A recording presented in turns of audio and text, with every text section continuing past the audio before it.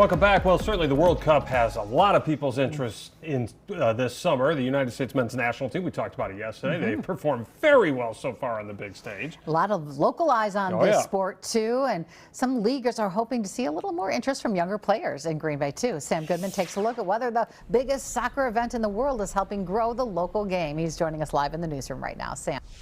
Thanks, Cami. The World Cup has continued to create more soccer fans in the United States, increasing the sport's viewership by 29% since the last USA-hosted tournament. And according to a recent Gallup poll, the tournament is a major influence on introducing new fans to the sport.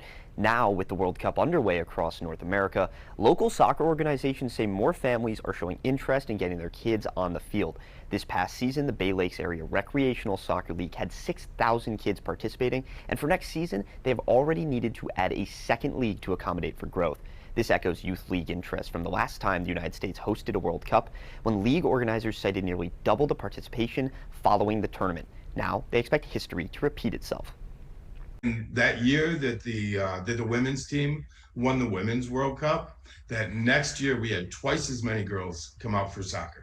It was a dramatic and twofold increase. I do think we're going to have quite an increase for next year. The United States continues their World Cup run. Youth leagues are introducing kids to the sport and hoping to build the next generation of national athletes. In the newsroom, Sam Goodman, Action 2 News.